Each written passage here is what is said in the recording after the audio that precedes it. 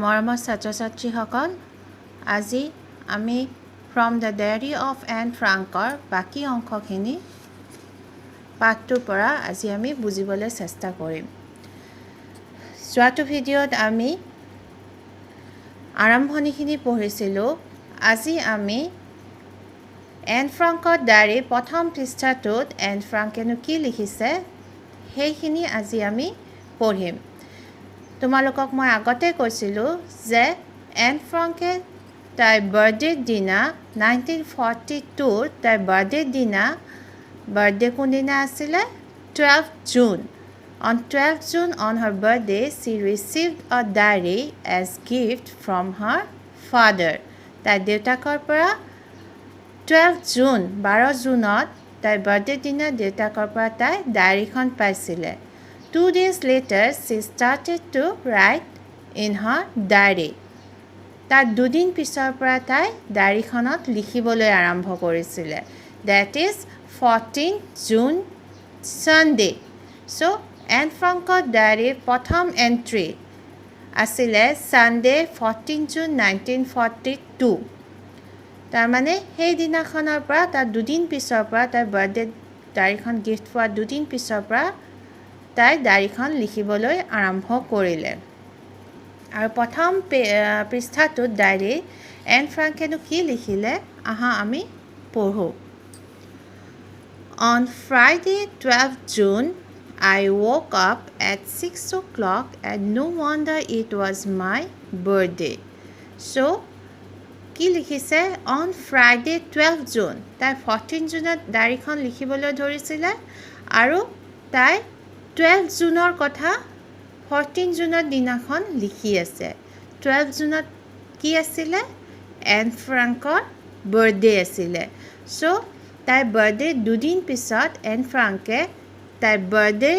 কথা তাইৰ ডায়েৰীখনৰ প্ৰথম পেজত লিখিবলৈ আৰম্ভ কৰে। কি লিখিছে অন ফ্ৰাইডে মিনছ শুক্ৰবাৰ কি তাৰিখ আছিলে 12 June. I woke up at 6 o'clock. তাই কেতিয়া সাৰ পাইছিলে woke up means সাৰ পোৱা at 6 o'clock. তাই 6টা বজাত সাৰ পাইছিলে and no wonder it was my birthday. আৰু সেইদিনা আচৰিত হ'বলগীয়া একো নাই, সেইদিনা মোৰ বাৰ্থডে মোৰ জন্মদিন। But of course I was not allowed to get up at that hour. কিন্তু তাই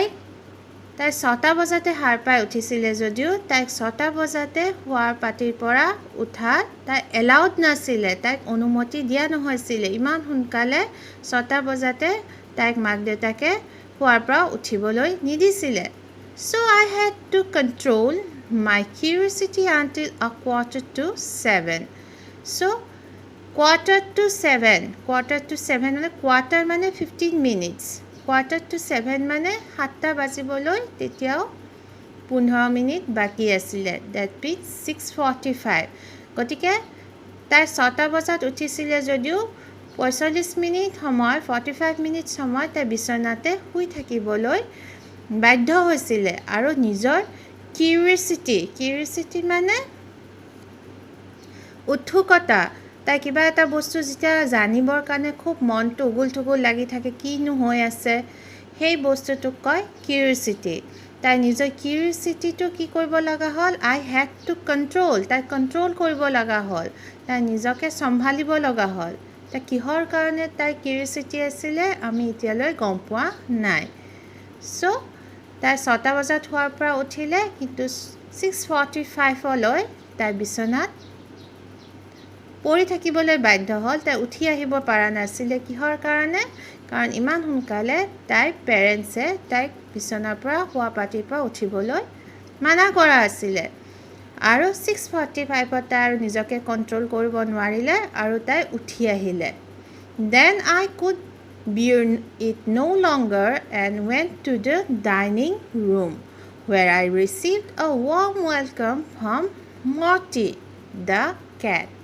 So 6:45 হোৱাৰ পিছত আৰু তাই নিজকে কণ্ট্ৰল কৰিব নোৱাৰি bear it no longer সহ্য কৰিব পৰা নাই। bear মানে সহ্য কৰা, I could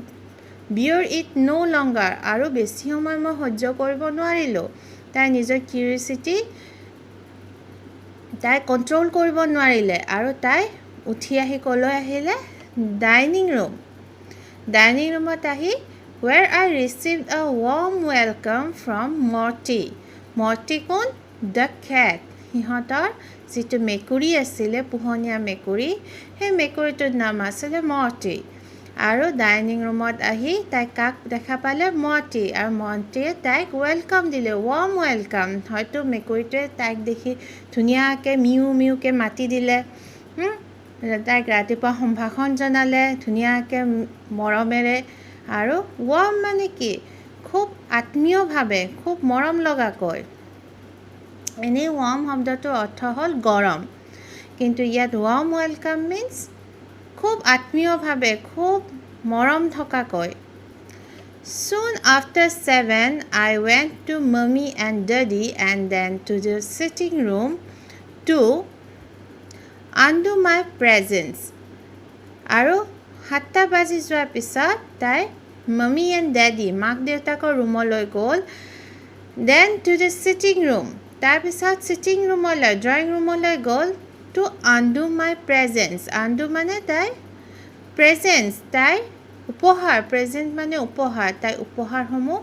খুলিবৰ কাৰণে তাই ড্ৰয়িং ৰুমলৈ গ'ল ছিটিং ৰুমলৈ গ'ল কিহৰ উপহাৰ কাৰণ সেইদিনা তাইৰ বাৰ্থডে আছিলে The first to greet me was you possibly the nicest of all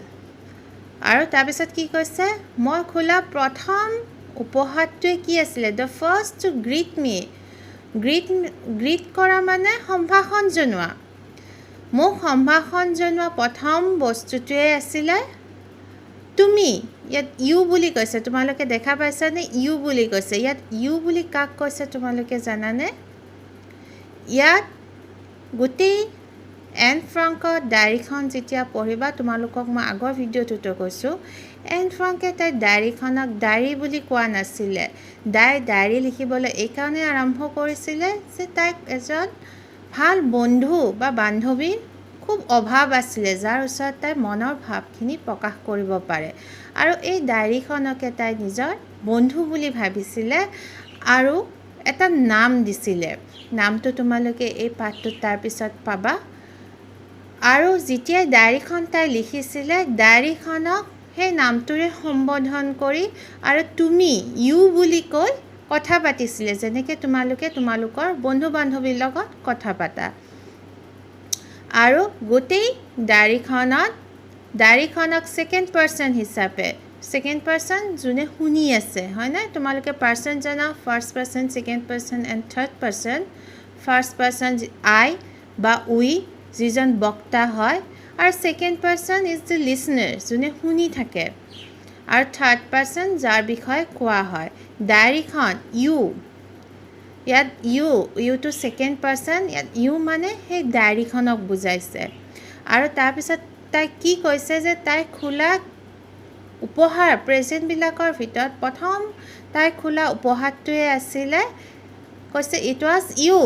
তুমি আছিলা তুমি মানে ডায়েৰীখন তাই ডায়েৰীখনহে প্ৰথম খোলা উপহাৰবিলাকৰ ভিতৰত প্ৰথম গ্ৰীট মি মানে সম্ভাষণ জনোৱা সম্ভাষণ এতিয়া ডায়েৰীখনেতো মাতি সম্ভাষণ নজনায় তাই হয়তো উপহাৰ টোপোলাটো খুলিলে আৰু খোলাৰ লগে লগে তাৰ ভিতৰত ডায়েৰীখন পালে সেইকাৰণে সেইটোৱে তাই সম্ভাষণ জনোৱা বুলি কৈছে এয়া হ'ল লিখাৰ টেকনিক চিধা চিধিকৈ কিছুমান বস্তু নিলিখি এনেকৈ সুন্দৰকৈ উপস্থাপন কৰিলে লিখনিবোৰ পঢ়ি বেছি ধুনীয়া হয়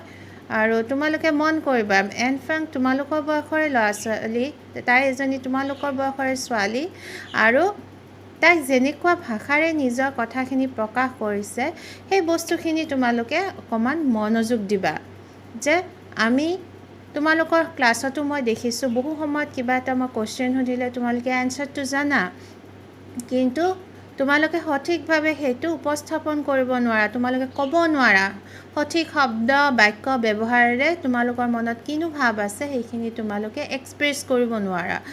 চ' তাৰ কাৰণে ভাষা শিকাটো ভাষা এটাৰ সুন্দৰ ব্যৱহাৰ কৰাটো অতি জৰুৰী এন ফ্ৰাংকৰ ডায়েৰীখন পঢ়িলে তোমালোকে সেনেকৈ বুজিব পাৰিবা যে ভাষা কেনেকৈ প্ৰকাশ কৰা হয় মনৰ ভাৱবোৰ ডায়েৰী এখনো যে ইমান সুন্দৰকৈ লিখিব পাৰি চ' প্ৰথম ডায়েৰীখন তাই গিফ্ট হিচাপে পোৱা বুলি ক'লে আৰু কি বুলি ক'লে পচিবলি দ্য নাইচেষ্ট অফ অল আৰু হয়তো যিমানকেইটা তাই গিফ্ট পাইছে তাই আটাইতকৈ নাইচেষ্ট আটাইতকৈ ভাল লগা তোমালোকে যোৱাবাৰ ক্লাছ 6ত ডিগ্ৰী পাইছিলা চ' নাইচেষ্ট ছুপাৰলেটিভ ডিগ্ৰী নাইচ নাইচাৰ নাইচেষ্ট তোমালোকৰ হয়তো মনত আছে then On the table there was a bunch of roses. আৰু কি আছিলে উপহাৰত টেবুলৰ ওপৰত এথোপ গোলাপ ফুল আছিলে A plant and some peonies. এটা কি আছিলে গছৰ পুলি আছিলে আৰু some peonies. Peonies এক ধৰণৰ মিঠাই চকলেট ধৰণৰ এক ধৰণৰ মিঠাই and more arrived during the day. আৰু গোটেই দিনটোত সেনেকৈ এটা দুটাকৈ আৰু বেলেগ বেলেগ উপহাৰ বিভিন্নজনৰ পৰা তাই পাই আছিলে I got masses of things from mommy and daddy and was thoroughly spoiled by various strains. Anne ফ্ৰাংকে কৈছে যে মই মা দেউতাৰ পৰা মামী আৰু ডেডিৰ পৰা masses of things বহুত বস্তু উপহাৰ হিচাপে পাইছিলোঁ আৰু মোৰ বিভিন্ন বন্ধু বান্ধৱীৰ পৰাও বিভিন্ন উপহাৰ পাইছিলোঁ তাৰমানে মা দেউতাকে তাইক খুব মৰম কৰিছিলে আৰু তাইৰ বন্ধু বান্ধৱীসকলেও তাইক খুব মৰম কৰিছিলে আৰু জন্মদিনত সুন্দৰ সুন্দৰ উপহাৰ দিছিলে Amongst other things I was given camera obscura of party game এটা তাই তাত ইয়াত কেইটামান তাইৰ পৰা গিফ্টৰ কথা উপহাৰৰ কথা তাই ইয়াত মেনশ্যন কৰিছে উল্লেখ কৰিছে তাৰ ভিতৰত এটা গিফ্ট আছিলে কেমেৰা অবস্কিউৰা অফ পাৰ্টি গেম এইটো এক ধৰণৰ খেলা সেইটো এই খেলা এক ধৰণৰ বক্স এটা খেলাৰ তোমালোকে যেনেকৈ লুডো খেলা চেছ খেলা সেনেকুৱা ধৰণৰ কেমেৰা অবস্কিউৰা এটা সেনেকুৱা খেল যিটো পাৰ্টিবিলাকত খেলিব পাৰি কেইজনমান মানুহ লগ হৈ খেলিব পাৰি চ' সেনেকুৱা এটা খেলৰ এটা গেমৰ বক্স এটা গিফ্ট পাইছিলে Lots of sweets, chocolates, বহুত ধৰণৰ মিঠাই পাইছিলে উপহাৰ চকলেটছ পাইছিলে A puzzle আৰু এটা পাজল গেমৰ উপহাৰ পাইছিলে A brooch মানে তোমালোকে যে শাৰীত ধুনীয়া পিন যে মাৰা ধুনীয়া তাত ফুল চুল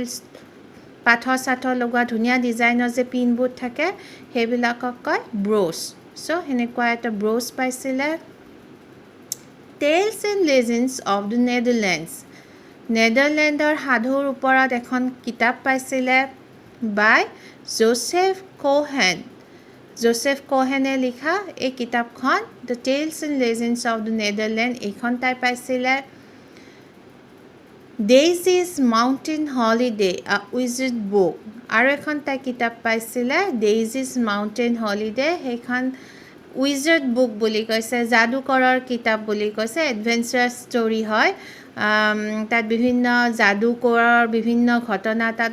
বৰ্ণনা কৰা আছে সেনেকুৱা এখন কিতাপ পাইছিলে এণ্ড চাম মানি আৰু অলপমান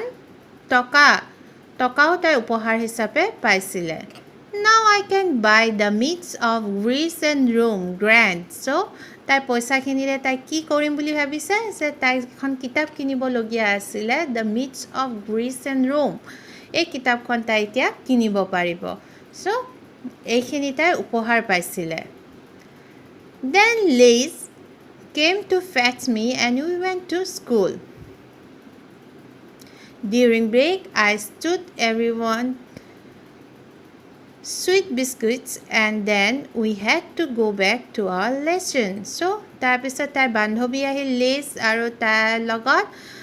তাই স্কুললৈ গ'ল আৰু ডিউৰিং ব্ৰেক যেতিয়া ব্ৰেক টাইম আছিলে লাঞ্চ টাইম আছিলে আই ষ্টুড এভৰিৱান চুইট বিস্কিটছ তাই সকলোকে মিঠা বিস্কিট সকলোকে বিস্কিট বিলাইছিলে তোমালোকে যেনেকৈ নিজৰ বাৰ্থডে দিনা সকলোকে চকলেট দিয়া ঠিক তেনেকৈ তাই বিস্কিট দিছিলে and then we had to go' back to our lessons আৰু তাৰপিছত সিহঁতে নিজৰ আকৌ ক্লাছত নিজৰ পাঠবিলাকত উভতি গ'ল Now I must stop bye we are going to be great pals so তাৰপিছত তাই তাই ডায়েৰীখন সেইদিনাৰ এণ্ট্ৰিটো ইয়াতে সামৰে আৰু তাই বাই বাই দিয়ে আৰু কৈছে আমি খুব ভাল বন্ধু হ'ম পালছ মিনছ ফ্ৰেণ্ডছ পাল শব্দটোৰ অৰ্থ হ'ল ফ্ৰেণ্ডছ এতিয়া মই ইয়াতে বাই বাই দিব লাগিব আৰু আমি খুব ভাল বন্ধু হ'ম সেই বুলি কয় তাই এন ফ্ৰেংকে নিজৰ ডায়েৰীৰ প্ৰথম দিনৰ এণ্ট্ৰিটো এনেকৈ সামৰণি মাৰে যিদিনাখন তাই বাৰ্থডেৰ ঘটনাখিনি তাত লিপিবদ্ধ কৰে চ' আজি আমি এইখিনিতে সামৰিম